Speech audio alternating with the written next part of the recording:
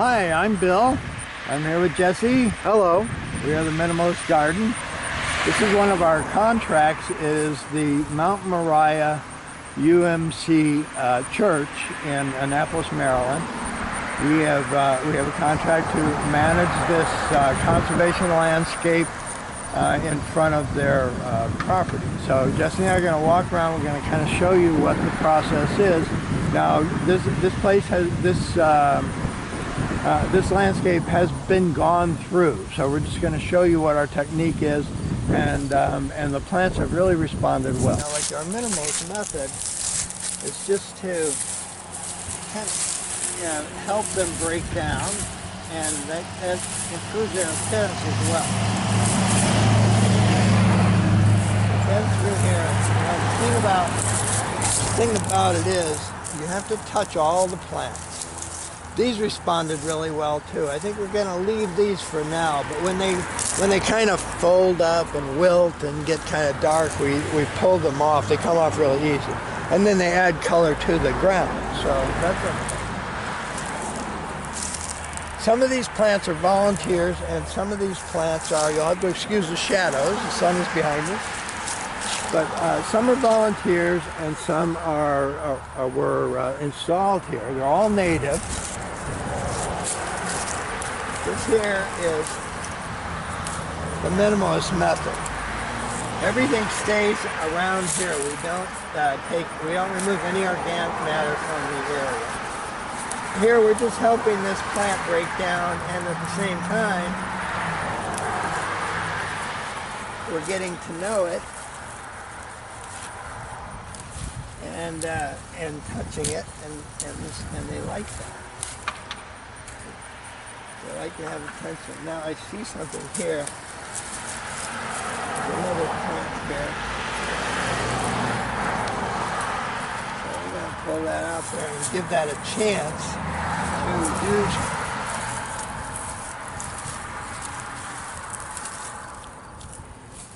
This is our minimalist method. So all these plants here have been managed, nurtured. This is the minimalist method, what I'm doing right here.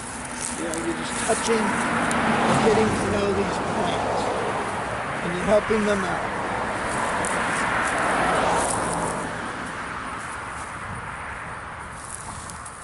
It's not all fun and games. We've spent several hours at this site with these plants already, so what you're seeing is just, look how pretty this is, just. This is a really nice bright green.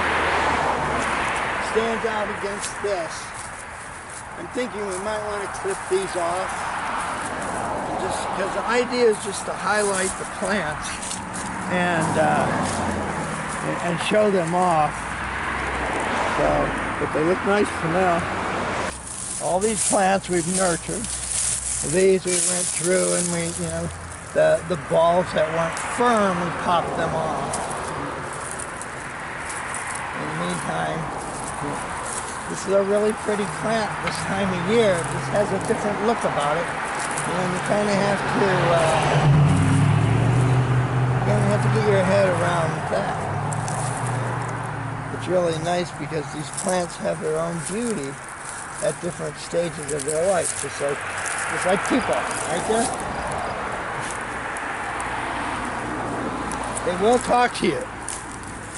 They will communicate with you if you do the method. This is a pollinator attractor. I see some bumblebees or some large kind of bee over there on one of these. But generally, small flowers of this type would attract smaller insects. I don't know about that.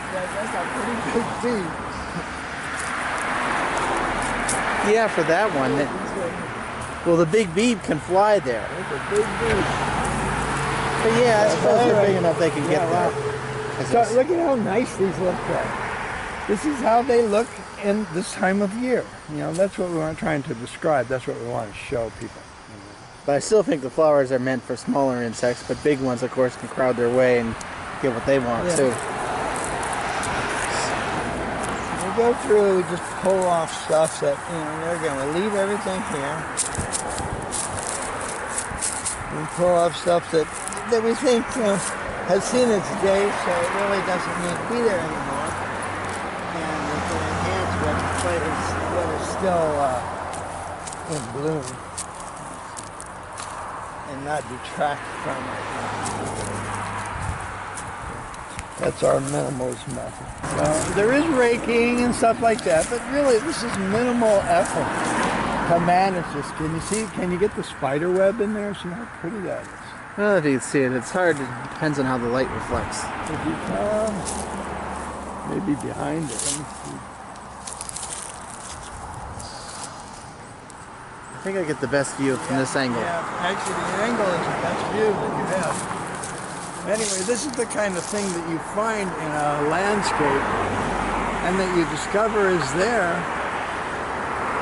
once you start interacting with it. Get a good shot of that, Jess? Yes.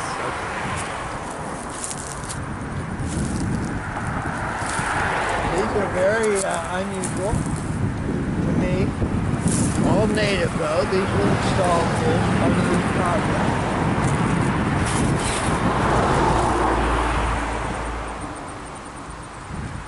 We maybe need a little bit of work along there. We would recommend that part of our service is to recommend areas that that need attention. We began to swing around and show, and let's show the folks how we've taken this waste and we've incorporated it into this landscape. And it's about a week old. I see something that I don't think belongs there. I'm going to go check on it. Say, okay.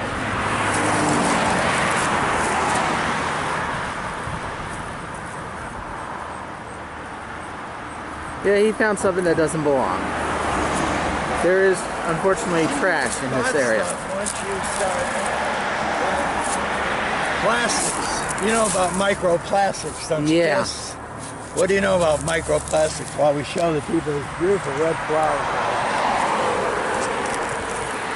Well, the unfortunate thing about plastics, even the ones that biodegrade, is they will break into smaller pieces, and they end up breaking into something microscopic that's very hard to get rid of, and ends up causing trouble in the organs of insects and even fish, and perhaps small animals as well. I read somewhere where we ingest the equivalent of a credit card of plastic every year. We as humans. Yes. From food that we eat. So we're putting it into ourselves as we put it into animals. And that's something to keep in mind too. That by helping the landscape, we often help ourselves as well. One of our challenges and one of the beauty is the education you get when you interact with your environment.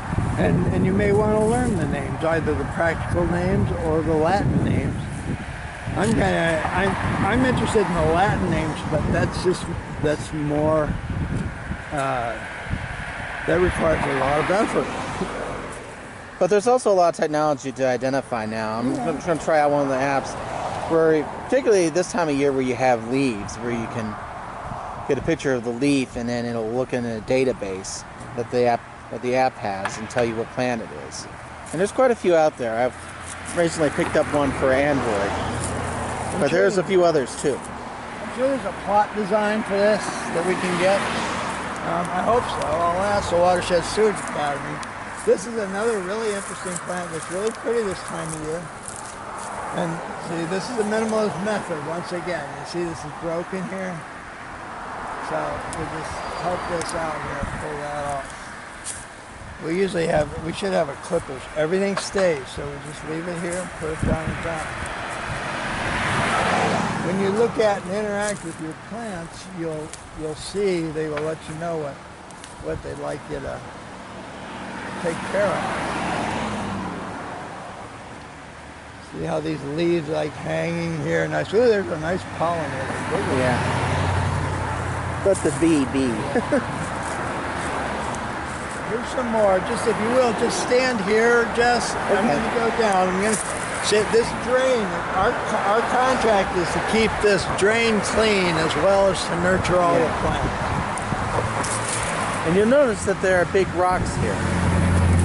and that's done to slow the water down. Way too often, with the way buildings are designed, water will run off of rooftops and parking lots, and it will go as fast as it's able, and it will go into the drain, which is not filtered and goes directly into whatever body of water is nearby. So when you see heavy rocks, that's to slow the water down. Really, what we really want is, in a heavy storm, you'll probably see water cascading off of that curb and flowing into the stormwater system. Yeah, and it goes directly into bodies of water. It's not treated. Now, ideally, well, if it's coming off of here, it is somewhat. Because the rock is filtered. But not once it reaches the drain, is my point. But this is the importance, though, of all this plant life. It absorbs that. And they have a really also, nice woods back promotes here wildlife. But there are conditions, a situation back here that you can see. There are homeless people back here. My stand on that is I wouldn't have a problem with homeless people living back here if they had a nice tent and they took care of their environment and they helped keep this place clean. There's a lot of trash and litter all up in this woodland, and that's the very first thing that we need to do. On the plus side, if you could focus on some of these trees, you've got a nice variety, different kinds of trees. You got some birch kind of tree here with the smooth bark, smooth white bark. You've got some oak and poplar type trees. So I'm tempted to say this is a relatively young wooded area. Because the trees aren't that thick and there's a lot of ones coming up. So this was one time not a wooded area. Yeah, well, and I don't know. There are some trees that have been here 100 years at least. So, yeah, but there's also but a lot of them. very long in the life of a tree. Yeah. So you could be right in that respect. It's still a young forest. It may be a second growth. That's possible too. At one time, this whole area was forested, I believe. Well, yeah, but I think there was a time where it wasn't. Is my point. Yeah. So anyway, just look at the trees. You're going to pan around. This has so much potential here, but we have to, first of all, make contact with this person, and we have to clean this area up. There's another area like this back up on top of the hill here. This is quite a large woodland. It's, I would say it's close to 5 acres. So that's a really nice amount of woods. Unfortunately, I believe it's isolated from the wider woodland, so it's just an isolated patch. But there's lots to learn and wildlife to restore here, and a nice, clean, learning environment. The church wants to do something with this property now because they have to pay taxes on it because they're not using it. So what we're thinking of doing is putting in some gathering areas, some worship areas. Yeah, making this a usable natural space. Yeah, maybe something similar to the Catholic Station of the Cross kind of thing. So and so that they can use this not only enjoy it for the beauty of God's creation, but as well to utilize it as part of their ceremony. So that's our aim here. We're just doing an evaluation now for them, and we will proceed once we get a plan put together.